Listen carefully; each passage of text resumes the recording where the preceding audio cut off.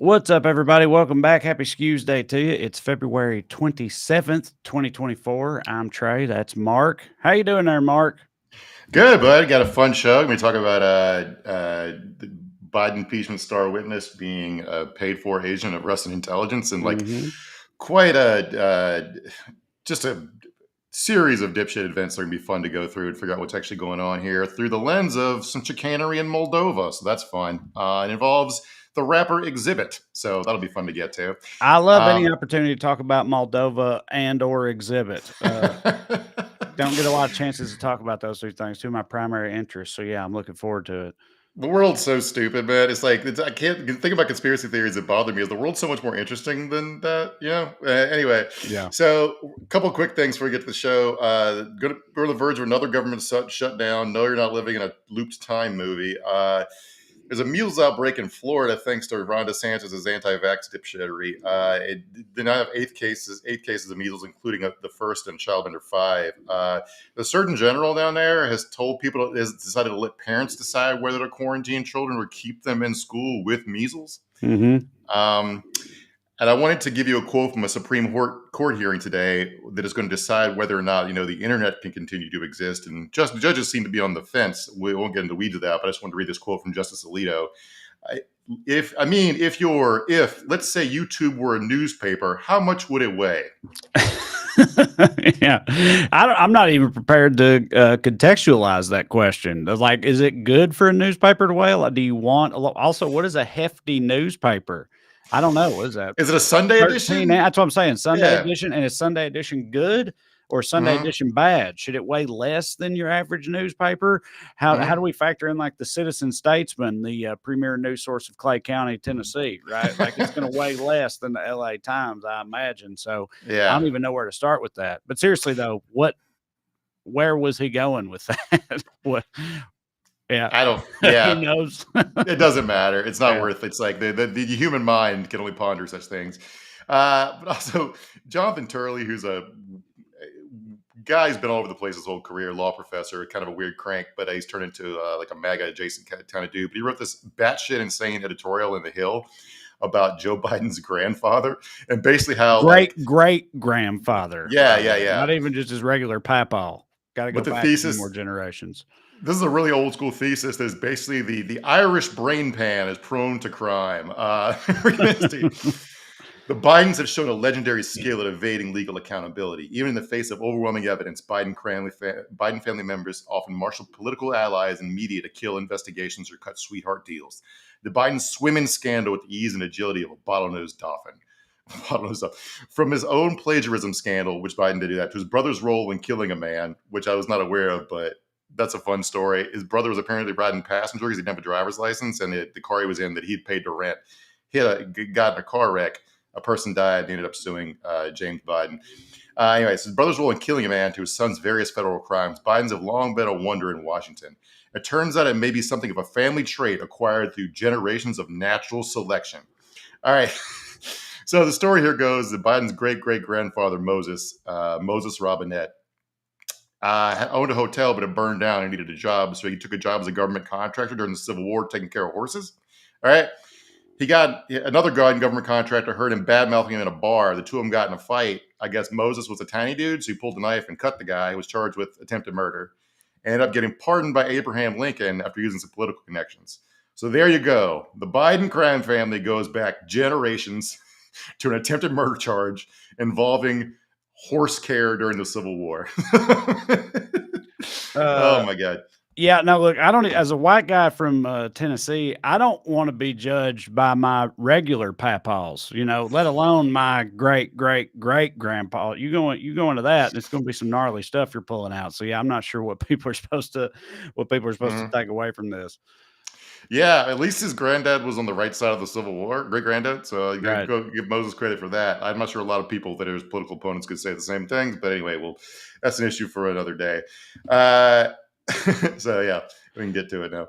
All right. Well, with us as always is producer Matt doing his thing back there. This is Weekly Skews. Before we continue, I want to remind y'all of a couple of things. First, if you'd like to see me perform stand-up comedy live and in the flesh And you should go to TreyCrowder.com. I'll be in Indianapolis, Indiana this weekend. Looking forward to that. I got Winchester, Virginia, DC coming up, Vancouver, Seattle, Richmond, and a lot of other places in the near future. So go to TreyCrowder.com. Also on TreyCrowder.com, you can find a link to me and Corey's book, Around Here and Over Yonder. It's a comedic romp around these 48 contiguous states, and also to England and Scotland. So check that out. And lastly, if you enjoy this program and would like to show your support, you can do so by signing up on Patreon. You go to weeklyskews.com/more, or you can just go to Patreon and look for my name, search for my name. Either way works. $5 a month gets you access to full-length bonus episodes. We're doing another one this week. We do 2 a month, cover things we don't get to in the interim or just things we want to talk about. It's a good time, and you can get some more Skews in your life and support the show in the process. So check that out. Now, as for tonight's show, like Mark said, we're talking about the truly shocking revelation that the star witness in the GOP's big Hunter Biden investigation has turned out to be a Russian agent. Who could have ever foreseen such dumb fuckery coming from a circus like that?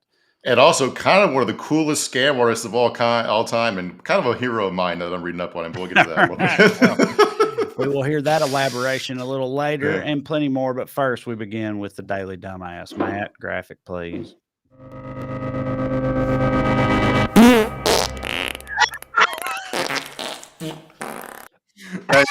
Listening it for a month. Thank you. Okay. All right. All right. Tonight's CD, broodmares for not realizing American women are coming for their jobs, baby. That's right. Said IVF is something that is so critical to a lot of couples. It helps them breed great families. Our country needs that. Breed. All right, You cut it back. Breed. They're using breed for human reproduction. This is like, these are people who are such weird freaks, man. That's Byron Donaldson, a Republican congressman from Florida. And this whole IVF thing has really caught them off guard in a way that's weird because they've been trying to do this for years. And we'll get to that in a second. But last week we were joking about whether like them trying to end recreational sex. But a couple of people, there was a video that came out from a behind the scenes luncheon at the Heritage Foundation where one was saying we need to get rid of recreational sex, try to do what we can to end non-procreative sex. And then Chris Rufo, who is the guy who jump-started the, critical race theory panic, has since become like a DeSantis advisor. DeSantis put him on the board in New College, tweeted that we need to end non-procreative sex, do everything we can to stop it. And I don't this is a thing that's happening that's it seems to be an effective political strategy to be so weird that either people can't comprehend how weird you are or just think you're kidding. Right. You know what I'm saying? Yeah, I was always kind of fascinated by anti-porn or anti-recreational sex types of movements, having grown up surrounded by the dudes that I did. You know what I mean? They love porking. You know what I mean? But it's but also you got to keep up. You got to keep up a front for being a good Christian and whatever, I guess. So it's it feels like the type of thing that that many of them would be like, yeah, we can't have porn. Obviously, Jesus wouldn't like that, but secretly they're like, please don't. You're not going to actually outlaw porn, are you? That would be crazy. But yeah, here we are. And the non-recreational sex thing I thought was like a pretty extreme version of religion or of Christianity. Cause I dated a girl in high school who was from a Catholic family that was like that type of Catholic that you should never have sex unless you are planning to have a baby result from it. And, luckily she didn't necessarily subscribe to that, or maybe she did, but not in practice anyway. But yeah, I thought that was it's out not there. Even hardcore Catholics, unless you find it absolutely insane, would not. It's not that you shouldn't have sex unless you're planning to have a kid, unless you're willing to risk having a kid, right? But they're still having recreational sex. There's no religious tradition, even hardcore Muslims, the ones they're fanatics where the women aren't supposed to enjoy it. The men are enjoying it. It's just the women aren't supposed to. So the idea, this is so weird. With this issue, there's a series of these issues where Republicans aren't just the dog that caught the car. It's they got to drive the car, and then they're like, "Wait, who keeps putting all these lakes in front of me for me to drive into?" Right. And okay, the judge, by the way, the Chief Justice, the one that wrote that opinion we quoted last week, turns out he recently went on a QAnon conspiracy podcast and talked about how he's a proponent of the 7 Mountain Mandate, which calls on Christians to impose fundamentalist values in all aspects of American life. Like the 7 mountains are family, religion, education, media, entertainment, business, and government. So what do you call a type of government where religion is in charge of education, media, entertainment, business? A theocracy.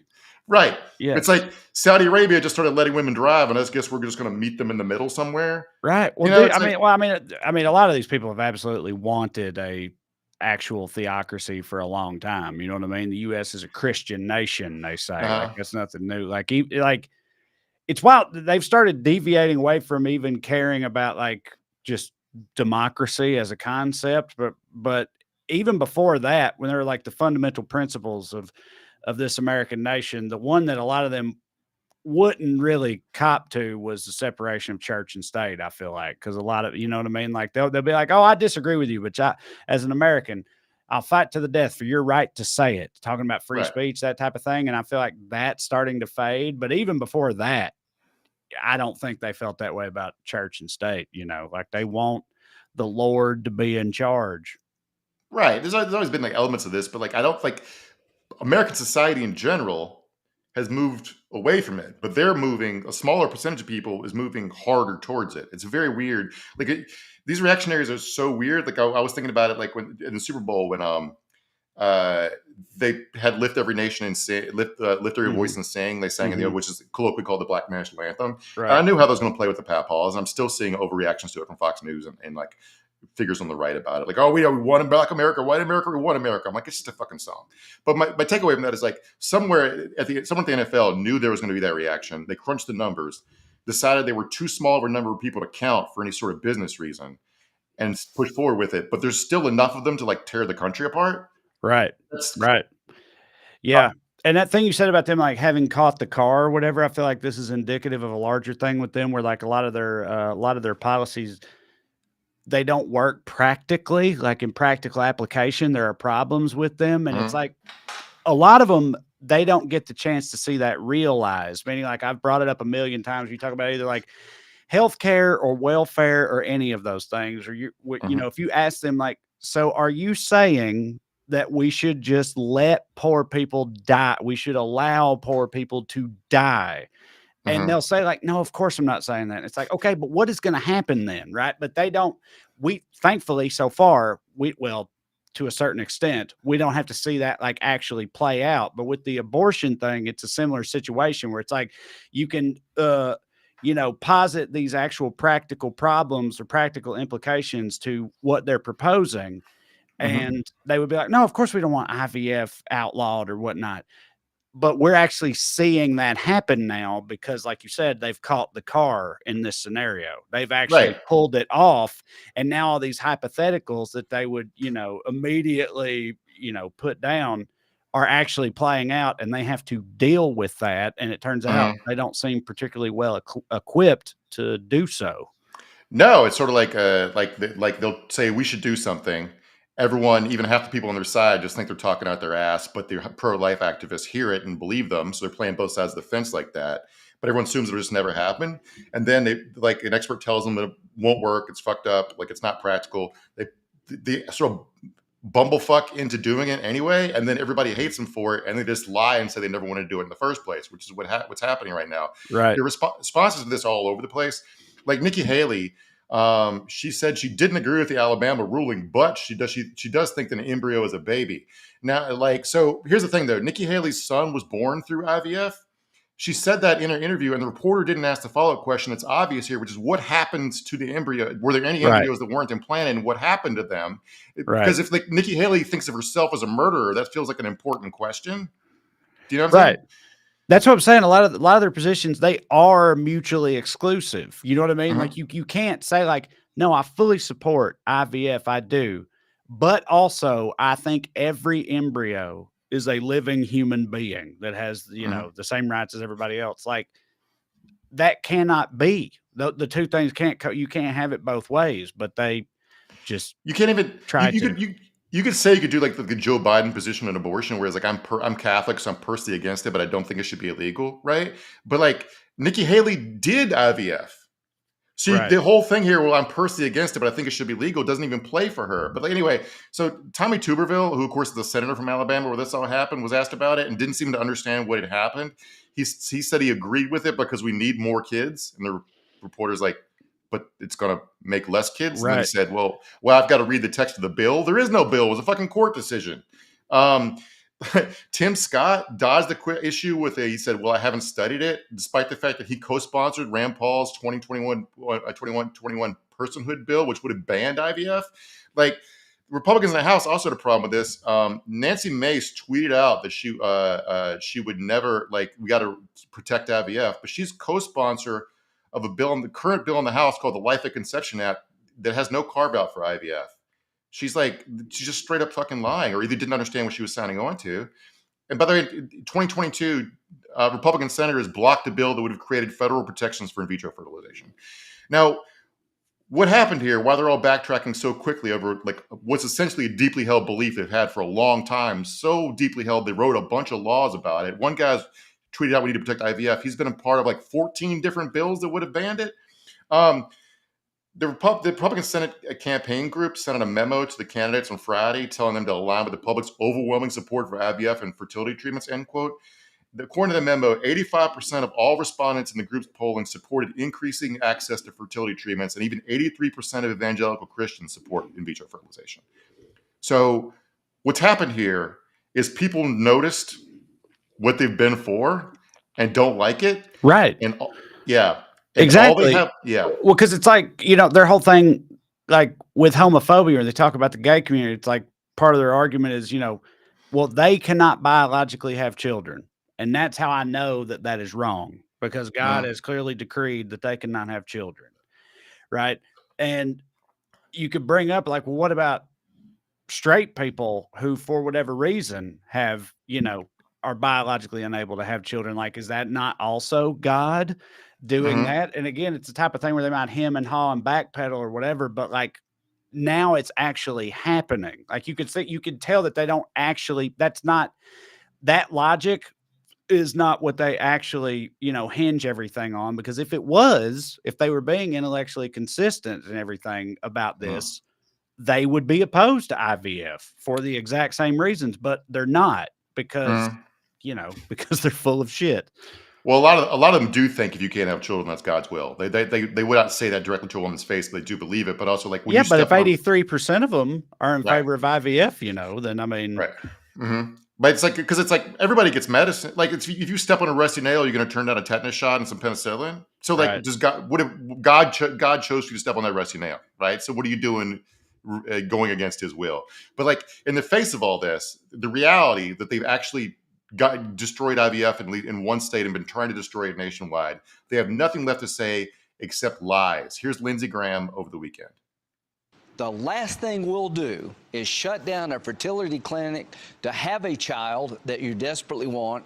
And the last thing we'll ever do is try to outlaw birth control. So when Hillary Clinton talks about that tells me they've run out of things to say about their own agenda. It's BS, and it's not going to work. Okay, so even if he's trying to say we're not responsible for the Supreme Court of Alabama, just to note here, the Alabama court that shuttered fertility clinics is made up of elected Republicans. The justices run as GOP candidates on a party ticket in partisan elections. They identify as Republicans in campaigns and on the ballot. The idea that Republicans don't want this, ignore everything Congress has done, it's just a fucking lie. Right. Well, that's what I'm saying. It's like that, like, he's like, oh, the idea that we would ban birth control. Those are the practical implications of the policies that you as a party espouse. That's why they get brought up to you, right? And again, it's why you're even having to argue about this on Fox News right now, is because the shit is actually happening, because you got what you wanted. And this is what happens, This is even like, I didn't realize this aspect of it. Like, this kind of policy would even damage the life of people who've already had in vitro fertilization. Say you just had a kid you don't even want anymore, because you got to pay the rest of your life to keep those embryos frozen in storage because somebody somewhere decided that's human life, even though it's in a freezer. It's fucking insane. Yeah. Yes, it is insane. Shifting gears to equally insane thing, in my opinion. Less damaging unless you're broke and need to eat fast food. But Yes. yeah, let's talk But about it. our honorable mention for Daily Dumbass is everyone who's not on board with turning Baconators into Bitcoin. Listen to this exciting new news from the fast food world.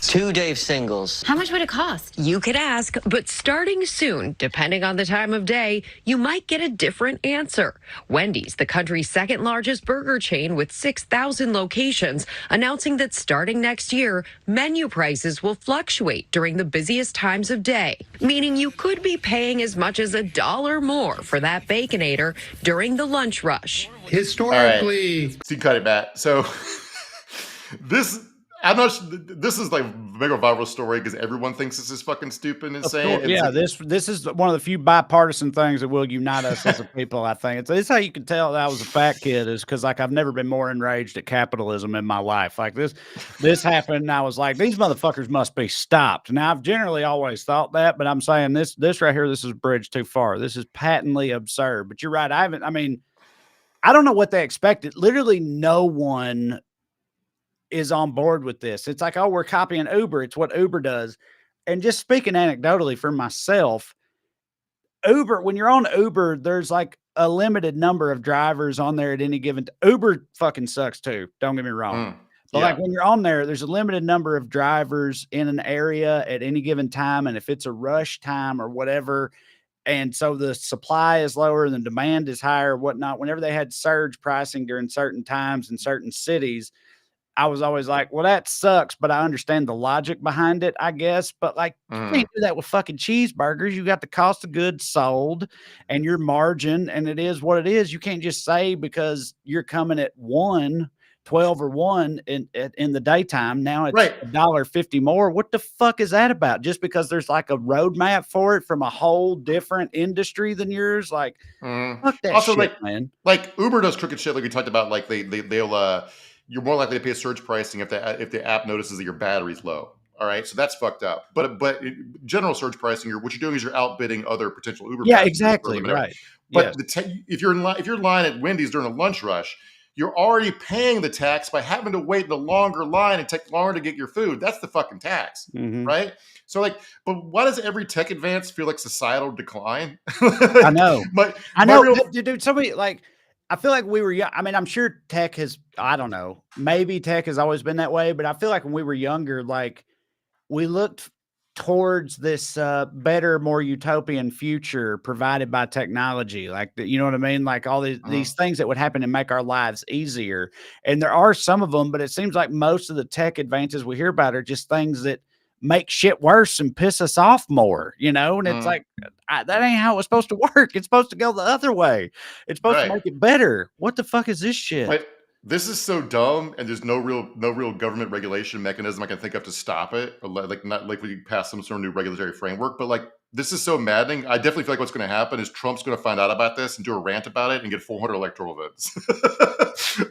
Probably right, which would piss me off because it's like, he's super in favor of the plutocracy and the elite corporate class and all that shit, the people that institute these types of things. But still, I mean, it wouldn't matter. You're right. You know, he'll bitch about it and they'll eat it up.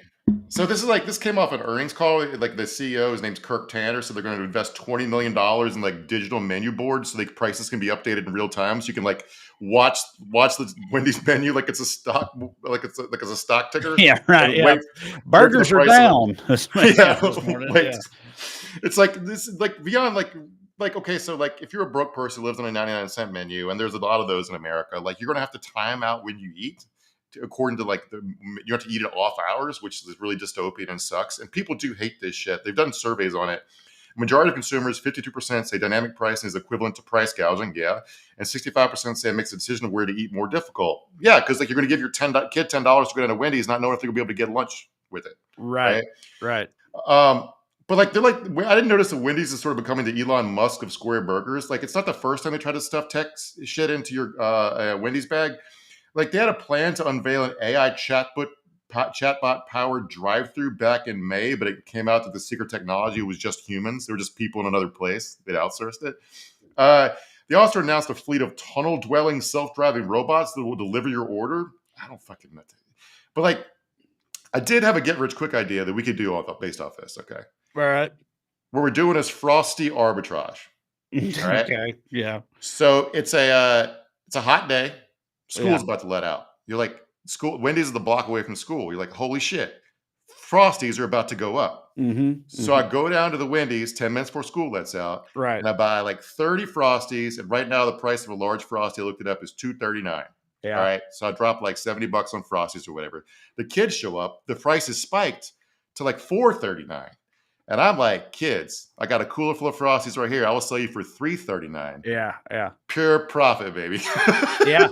Yeah, you do. You need a refrigerated truck and everything for that. But if you got the infrastructure for it, it's a good idea. That feels like the origin story for some like a villain in a futuristic dystopian techno novel, like some guy that ends up being like the evil Elon Musk of that world. This is how he got his start, was with frosty arbitrage. But yeah, I mean, yeah, you're onto something. Let me ask you this, Mark. Do you think? 'Cause you know how like people point out like. They say something's $11.99, and we all know that that's $12, but they do that because 11 sounds better than 12, and our brains kind of discount the 99. Like, could they have? Because also prices go up and it pisses people off. But like, if they just plan to do this anyway, but then without saying anything, they made a Wendy's double cheeseburger 50 cents more or something, like they've done a million times, right? They just had a price increase and didn't say anything about this. But then they were like, but on off hours, it's actually 50% cheaper than it used to be, right? Like if you come at 2 or 3 p.m., then you could get it for a lesser price than it used to be, and frame it that way. Like, do you think that would have worked? Do you think people would have sniffed that out? I'm just saying, it feels like they could have, even as shitty as this is, there seems like there was a savvier way to go about it to me than I what think they've done. Not only yes would that work, but yes, it would have been fine because there would be clarity of what you're paying. You would know when you walked into the Wendy's. You'd be like, oh, after 10 o'clock, burgers are $1 cheaper. Yeah. After 10 p.m. because I'm going for a late night. Get it, right? Everybody knows the deal there. It's like when Taco Bell had fourth meal, right? You know what's fucking going on. Yeah. McDonald's stopped serving breakfast at 10:30. You know this shit. So yeah, it's like I think people just want to be. Everybody just wants to know what they're paying for stuff. It's why everyone hates hidden fees and shit. This is a way to jam hidden fees into getting a biggie fries. It's stupid. Yeah. Indeed it is. All right. Kill your masters. Eat the rich, baby. Let's get into it. Alexander Smirnoff, the star witness, and James Comer's magnum opus, the Hunter Biden case. All right. So not what it seems. Every part of this is so stupid, from the things that Smirnoff was doing through how the government responded to him for the last 13 years, and then how Republicans heard about it and got a hold of it. Every part of it's dumb. And I was thinking about where the real failure is and who the real assholes and idiots are here. And it's mostly us, I think, is my thesis I'm going with. There's a poker expression put most succinctly in the movie Rounders that I love. If you can't spot the sucker in your first half hour at the table, then you are the sucker, right? And half of Congress can't spot the sucker if you gave them a week. And it feels like with the rise of FanDuel, most Americans can't spot the sucker in their entire life. And that's sort of kind of what's happening here. Because when you're talking about Russian spy shit going back to election meddling in 2016, everybody to the left of MAGA falls in two really disparate camps. It's either Putin is an all-powerful puppet master or nothing happened. And I just don't think either is true. Do you know what I'm saying? It's somewhere in the middle where, yeah, Putin's a dumb asshole, but what he's doing is stupid. And if we fall for it, it's kind of our fault. And I don't think nothing happened. We know nothing didn't happen. There's enough shit out there that unless nothing happened. Where are you talking? You're talking about where Hunter is concerned? No, I'm talking about there's a whole contingent on the left that think it's just excuse making by the Hillary Clinton campaign to try to blame losing on Russia, or that whole sort of thought process, which it probably did swing a bunch of votes. They got Russian disinformation campaign got people to show up for rallies and shit. So there was they just purely fabricated rallies based upon their Facebook presence. So also Pizzagate got a guy, which is it followed the WikiLeaks hack and dump operation, got a guy to drive from North Carolina to DC with a gun to check out a fake basement in a pizza place. So if you can do that, I'm sure you can swing a vote, right? But let me give you an example of what I'm talking about. So this basic scheme involved a guy calling up the FBI and saying lies. Right. That's the extent of the fucking scheme. It's Right. espionage for dummy shit. Like there's better tradecraft and burn after reading. Here's a newspaper, a breathless quote in a newspaper article. Smirnov's case is astonishing in that it indicates Russian intel agents implicates Russian intel agents directly. Quote, Russian official number one is identified as somebody who has a direct line to the highest levels of Russian government. This is the tip of the iceberg. Okay, but if it's this easy to figure out, that means they're incompetent or careless.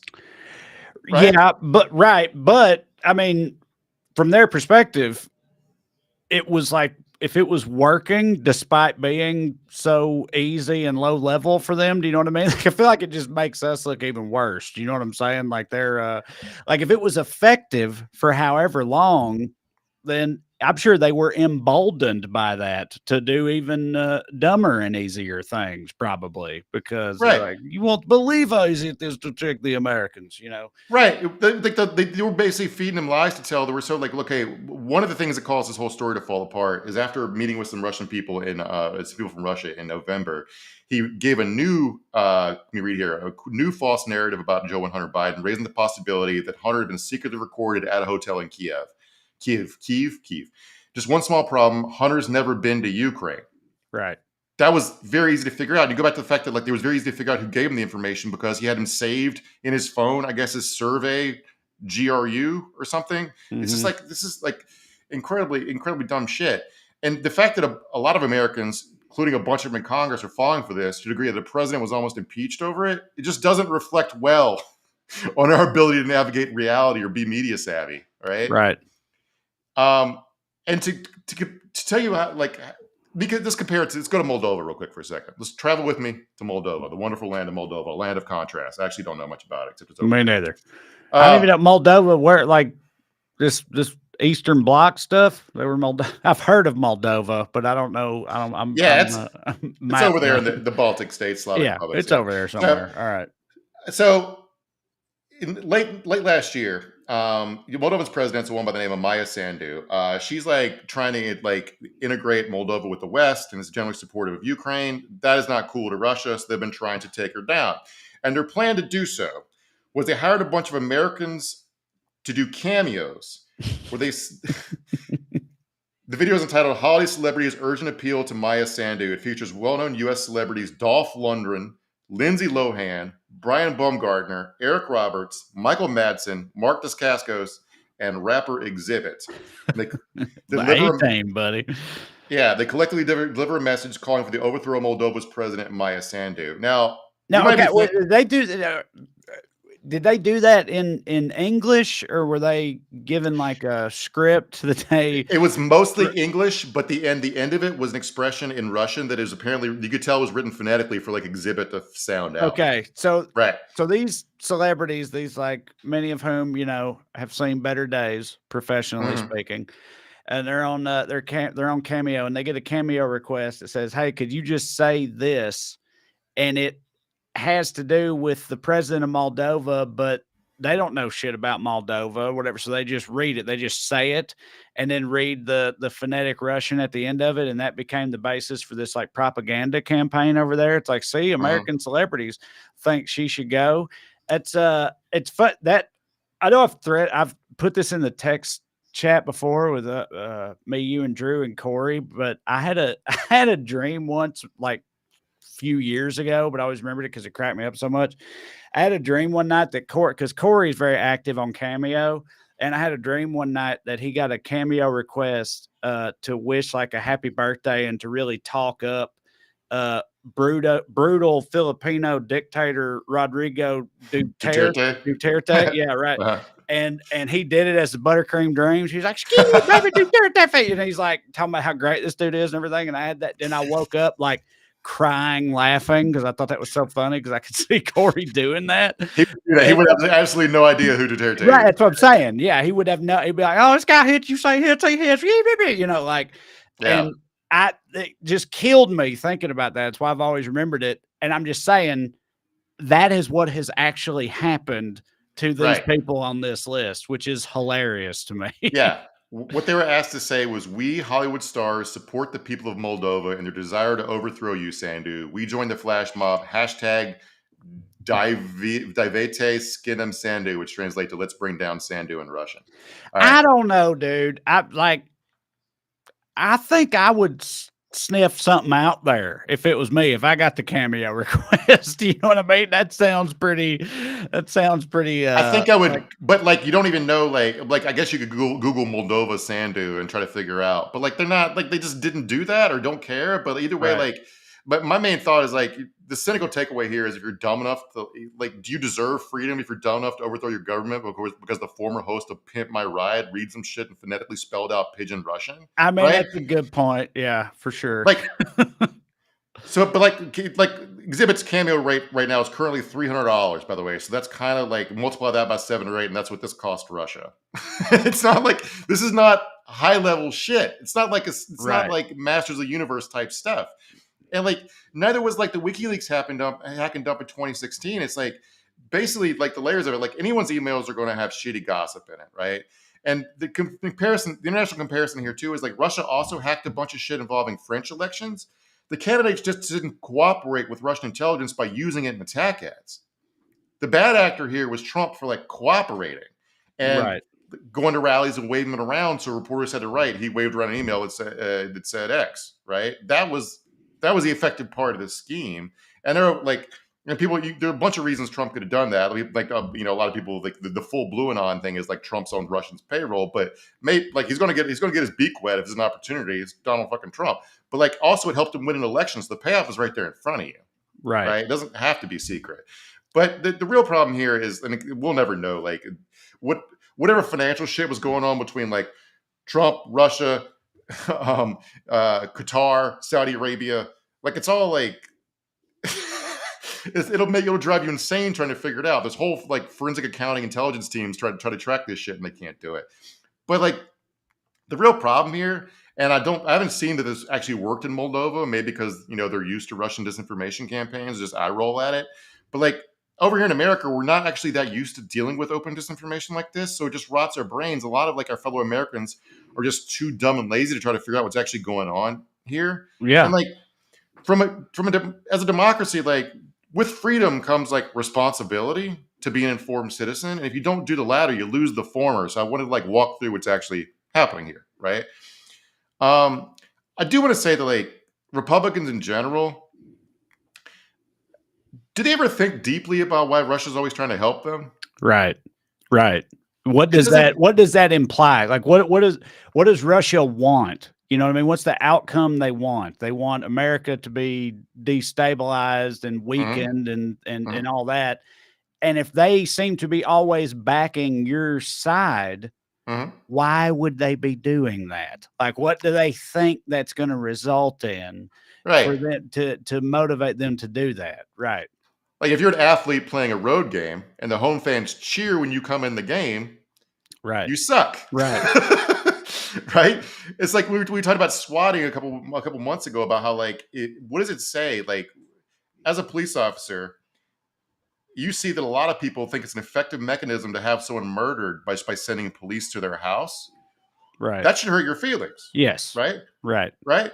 And like I was thinking back to Maria Butina, that Russian honey trap lady who was like having an affair with a Republican campaign operative and giving a bunch of money to the NRA, and like her whole thing was she's pretending to be like involved in a Russian gun rights movement, like trying to start her own NRA in Russia. There are no Russian gun rights, right? You just have to Google it. So when she's like, I'm a Russian who loves guns, we're going to have gun rights in Russia. Here's $65 million to the NRA. And you know that Putin wants to destabilize America and you're the NRA. How do you not have like a sleepless night about that? I guess because $65 million is $65 million. You know what I mean? Like, yeah, pretty much what it comes down to. It's like you said earlier about Trump with, you know, he just, if it gave him a leg up, that's all that fucking mattered. You know what I mean? Right. The rest of it was immaterial. Right. So like, talking about what credulous dipshits they've been with all this stuff. This all started with what's called a form called a FD 1023. Chuck Grassley making a big deal about it because they'd interviewed Smirnov and they had this form with what he'd said about Joe and Hunter Biden and Ukraine. All right. No one knows how they knew the FBI had this.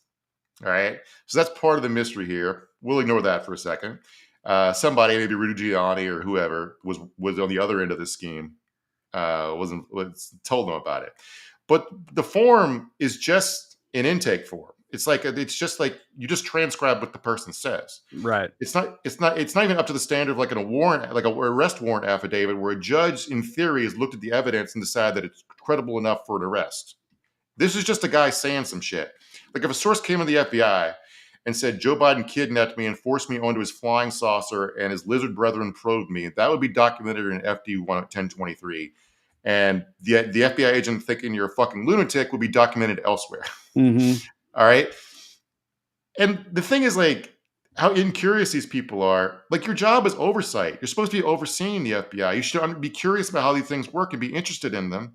Because, like if you gave me security access and like to top secret shit, I would be reading day and night for the rest of my life. Right. It'd be so fascinating. They're not curious about any of it. Yeah, but they're only, again, it's like we were just saying about Trump and all that. Like they're only interested in the things it's just like their base is. They're only interested in the facts or perceived facts that support their narrative or their worldview. You know what I mean? So it's like they don't want to look at the response to this 1023 because this 1023 says exactly the shit that they wanted to say that they could take. And they know that like your average American citizen doesn't know what if you say FBI form 1023, that sounds legit. You know what I mean? We don't know what that means without you explaining it to us. So if you could say this form 1023 says this incriminating shit about Hunter Biden, like that's much more useful to you than, the full context of the situation. So now, I mean, I would think you would be worried about something like this ultimately happening. Someone else, investigative journalists or independent sources looking into the full context and discovering the rest of this information and making you look like a fucking dumbass in front of the world. I would think that would be a concern, but they've proven time and time again that it is not overly much a concern for them. So no, like you're right. Like even if you're a cynical operator, you'd think you'd want to have all the details buttoned up to know if you're going to look like an idiot. Because at least you'd be a professional psychopath. They're unprofessional psychopaths. Is part of what's going on here. Like, so let's talk about who Alexander Smirnov is. But first, a couple caveats, because again, we're talking about how you get information and who's a credible source. So I want to be fully honest. So this is all coming from the federal government, and again, just like intelligence, counterintelligence, there's not a single person in that entire industry who's not a huge liar, because their job is to lie to each other and try to figure out who's lying and for what reason. All right. So that's but they will have to, because they charge the guy, it's going to have to hold up in court, at least good enough to like not make them look stupid. Another caveat here is like Smirnov is charged by the same special counsel's office that's investigating Hunter Biden. And they recently did this. They confused a picture on one of Hunter's like devices that was sawdust, where they said they put in a court filing that it was obviously cocaine. So the picture showed 3 lines of yellow dust, and yeah, that's it right there. They said that was cocaine. Trey, does that look like cocaine to you? Some sorry ass cocaine. It looks more like the Monster Energy drink logo to me, but just not drink. Who lined? Somebody did that as a bit. Lined up sawdust. It does not look like cocaine, but who the hell lines up sawdust like that? What happened? It was according to Hunter's defense lawyer. It was Hunter's psychiatrist sent the picture to Biden in 2018, saying it was quote lines of sawdust sent to me by a master carpenter who used to be a coke addict. The message was basically like, if this guy can beat his addiction, you can too, right? Okay. But like Hunter's lawyers in their response to this compared it to like something out of Police Academy, the movies from the 80s, which is good pull of a reference. If you guys are going to try to do bits, you got to hire some comedy writers. There are better references. So who is Alexander Smirnov? So he was arrested February 15th for obstruction of justice and lying to the FBI. He was then released on his own recognizance, then rearrested because they thought he was going to flee. We'll get to that in a second. He grew up in Ukraine, holds dual citizenship in the U.S. and Israel, where his parents and sister live. Fun fact, his cousin was once crowned Miss Jewish Star in Moscow in 2014 at a pageant officiated by the Israeli ambassador to Russia. He's been an FBI informant for the last 13 years. And financially, it's not super clear how he went from being a renter who had 6 figures in credit card debt to now having access to more than $6 million, according to the government. At the same time, that he doesn't own any property in the U.S. or have a job here. Like he said, he runs some sort of security contracting company. but the company doesn't seem to really exist. And one company had paid him, like from Texas, and somebody called him up and were like, "What'd you pay this guy for?" And like, "We don't know." And hung up. So there you go. Also, since 2020, he's withdrawn $1.7 million in traveler's checks, which is presumably in a go bag somewhere. He's also our neighbor, potentially. Like he spent a lot of his time living in the San Fernando Valley in Los Angeles. He lives out here, including literally one of his addresses in the city I live in. Yeah. He sounds like a better actor than a lot of the people out here. You know what I'm saying? Yeah. So one of the reasons they rearrested him, he doesn't just have dual citizenship in Israel. They say he also has connections to Israeli intelligence. Like they're saying part of the story is he helped flip a Russian agent to being a double agent for like Israel. So reading through all this stuff, the question is like, does he work for the FBI, the Russian government, Russian organized crime, some faction in Ukraine, or Israel? And the answer appears to be yes. Like he's just doing all this shit. He's telling everybody everything they want to hear and collecting a bunch of money for it. Yeah, we need a movie about this guy, dude. I bet there will be a movie about this guy in the future. This is some wild shit. I'm not sure if they're still going to hold him because apparently he has some sort of severe medical condition where he's about to go blind, where he needs a bunch of medicine and regular treatments. I want, yeah.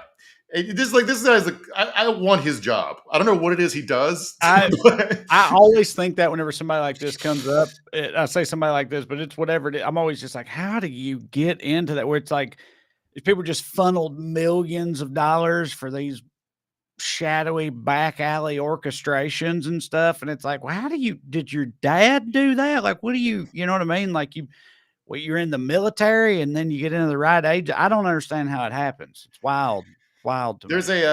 There's a book called McMafia. It was turned into a TV show that I liked. Did one season a couple years ago, but it's the premise of it, and there's criticisms of it. I'm not saying that but the basic thesis of it is that the collapse of Russia, the collapse of the Soviet Union, and all the wealth that was stolen from there that needed to find a home is the root of a ton of the financial corruption that started exploding in the 90s. There was a CIA apparently tried to warn the White House about it, and that they were elevating a bunch of corrupt people into positions of power and trying to turn Russia into capitalists too quick. And the Clinton White House wrote bullshit on the CIA report and sent it back. So yeah, there we are. This guy is just getting paid millions of dollars to jet set around the world, hang out on the Black Sea, and relay lies back and forth, and and also not even hiding any of it. Like it's like they're just texting with Russian intelligence is so funny to me because like in the movies make it look like we're doing briefcase dead drops in crowded airports. Right. This is not the way anything works. I do want to say like a lot of the political media is not covering themselves in glory in this story because it's being covered as a process story. Like most of the headlines about this were like, what will this do to the Biden impeachment effort? It's like, how is this story not much more interesting than your fucking dumb office politics on Capitol Hill when the impeachment's going nowhere anyway because the Senate's not going to vote to convict? Right. It's just like your takeaway is like this is all dumb bullshit. Yes, the Hunter laptop stuff is separate to that. Maybe keep doing whatever the special counsel's doing, but this whole part of it, which is the main thing, is totally falling apart. You just do the jerk off hand motion at it and let them play their stupid games.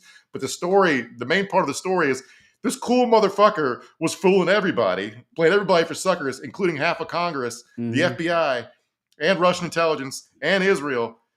And you guys are like, do we have enough votes for impeachment? Like, it's so fucking boring, man. I don't know how I went this long in my life without realizing this, but like in the past few years, you remember, like, I don't know, 2 or so years ago, there was that spree of streamer shows and documentaries and stuff all about like elaborate con people like Anna Delvey and the Tinder swindler and Elizabeth Holmes and they all came out around the same time.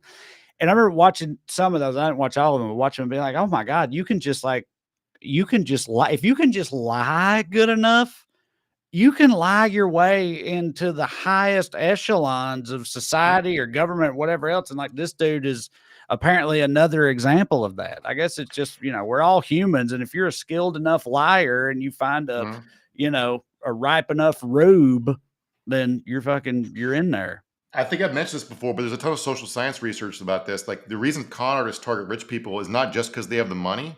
It's also because they're easier to fool because they think they're too smart to get taken. Right. right? Yeah, that makes sense. So, And that applies to James Comer, and mhm, Jim Jordan mhm. and people like that. They think that about themselves. Right. So, but also this also like it wasn't like I mean I guess it was effective for Russia, but also blew up in Russia's face. Like this making Republicans look this stupid is more likely to hand more power to Democrats. So it didn't work for anybody. It's like again, you bring up burn after reading. What do we learn here? Nothing. I guess not to fucking do it again. It's like Right.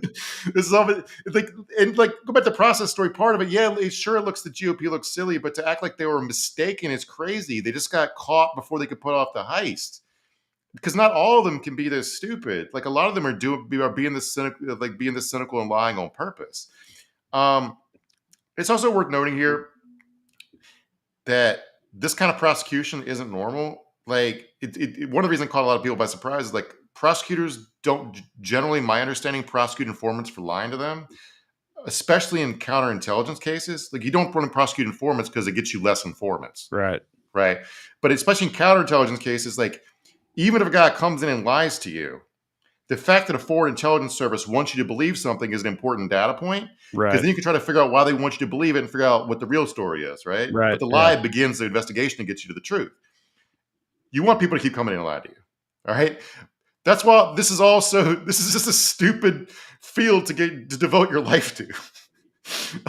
Like it's just, oh god, I can't stop laughing at how dumb this all is. So since this is also weird, my question is, what the DOJ's goal here? Because like, are you trying to punish this level of lying? That could be part of it. Because like telling obvious lies that blow up on first examination, like Hunter being illicitly filmed in Kyiv when he's never been to Ukraine, that's like too blatant, maybe. But it also might be to push back against Republicans for meddling in their business by embarrassing them, like by being embarrassing, by putting all this stuff on Front Street and fucking up their counterintelligence op. Mm-hmm. But there's also the potential this is just FBI ass covering, because an underrated part of this is that he was an informant for over a decade, right? And they apparently didn't even get around to trying to verify any of the information on the 1023 until after Republicans asked to see it and went public with it. And the LA Times said this guy was like close personal friends with his handler in the FBI field office. So was this guy just so cool the FBI was paying him to hang out with his agent? Well, I don't know. I guess you say they didn't attempt to verify any of it. I was wondering if because a lot of stuff on the 1023 is about Hunter Biden and his ties and his corruption and all that stuff. And maybe is it possible that the FBI agents in charge of the case when it's happening, receiving all this information, that they just knew that it was, not worth looking into further? You know what I mean? They just knew that it was horseshit or not worth investigating, but they don't want to run the guy off, right? Keep him around. That's fair enough. Says, but yeah, we didn't look into it because we knew good old Alexander was just bullshitting. So like Yeah. instead we put it in a drawer and went for vodkas. Yeah, I mean that could be part of it too. I hadn't thought about it from that angle. But like, yeah, so they had to button it down because Republicans got a hold of it and gave it out to Fox News and shit. So that's what's going on with Alexander Smirnov and why you're hearing less talk about impeaching Joe Biden right now. Indeed. Matt, pull us up some questions and comments there, if you would. Speaking of Russia, though, Phoenix Fire Robinson says, hit that like button. Thank you, Phoenix Fire. Appreciate it. Yes. Yeah. Do you want to talk about Smash this that real like quick? button, share, subscribe, all that stuff. Tell your friends. So someone asked us last week about the Russia trying to get American conservatives to move over there. Well, it turns out a Canadian family actually did it. This is a family of 10 religious conservatives. The husband and wife are named Aaron and Anissa Feenstra. They moved them and their 8 kids to Canada, sold their family farm, and went to Russia to get away from LBGT ideology encroachment, as they described it. But funny thing happened when they got there. All their money, their life savings, disappeared in the Russian bank. Right. And then when they went to try to talk to somebody about it, nobody spoke English. They felt like they were getting fucked. So they made a YouTube video about how Russia is either hard to live in or crooked. Then that video got deleted. Then he deleted a video saying, actually, it's awesome here. Yeah. Wonder what happened there. Yeah. We're saying this of our own free will and are under no duress. Dude, I don't like me and you we don't live in West Hollywood, but we live in and around Hollywood, and I feel so unoppressed by the gays. Like I almost never encounter the gay agenda. And I live in goddamn Southern California. So like I'm assuming All right. rural farm owning Canadians, they Yeah. couldn't have been dealing with much gay stuff, I imagine, but they We got hated a it. fact check. We got a fact check from Elizabeth Barnax, who says, "Holy F, Moldova is not a Baltic state. It hangs out between Ukraine and Matt made a map. Look for at us. Matt. Matt pulled up a map for us. Look at that. He's on top of See, it. here's how geography dumb I am, Elizabeth. Is you said it's not a Baltic state; it's between two states. I'm like, those sound like Baltic states. I thought the It's like- same thing. I was going to say the same thing. She said that, and I was like, "Are those not Baltic states?" That's how little I know. I don't know the difference between Baltic and Slavic. I don't know. I'm sorry. I'm American. I'm dumb about that type of stuff, and I'm admitted to it. Sherry Ann says, "Me pretending to be able to find Moldova on an unlabeled map." Yeah, right. Yes, we all act like we know, but actually, many of us don't even pretend to know. Like, But, yeah, our research team over here is just me. So if Yeah. I forget to go to a map and see where Moldova is, we're just going to say some dumb shit. So I apologize. Peter Schansel, hope I got that right, says Trump 2016 election team met 127 times with Russian operatives. Right. So parse that a little bit. Like, so campaigns are going to have legitimate contacts with foreign governments. That's part of like what they do is like pitch their foreign policy ideas. You're also good. Like, I'm not saying they were all legitimate. And we all know about the one publicized one where they offered to give dirty intel on Hillary. And they said yes. But like, I'm not saying they're not shitheads. I'm saying like that is true. Like, but like when you start fabricating a backstory behind that, you get off into like weird nether regions of the dark web. Do you know what I'm saying? Like, I'm not saying they aren't corrupt psychos. I'm saying what's in the public record is in the public record. And it doesn't mean like Donald Trump had a secret plan to build an underground base. It's just straightforward corruption. It's like normal. It's like the Biden White House met with Big Pharma 500 times. Like, yeah, they're doing normal financial corruption shit. Yeah. Bud Roland or Rollin says, if you're using sawdust, please stop and get help. Yeah, I'm still like whoever lined up the saw. I guess if it's a former cokehead, it's just like force a habit. I don't know. Dragons Marine says, lost a good friend to the gateway. Wood glue. Yeah, I mean, you can huff it, right? I don't know much about glue, but I understand you can. I don't. Yeah, I think I've never. Wood glue doesn't smell like it gets. I'm not like again. Keep going, Mark. Yeah. Rank the various types of glue you can huff. Diane Obusek says the Baltic states are Lithuania, Latvia, and Estonia, or Latvia and Estonia. Okay, thank you for that. Appreciate it. See, I do not know the difference between them and like your boy's homeland of Slovenia, Mark, Luca, where he's from. I didn't.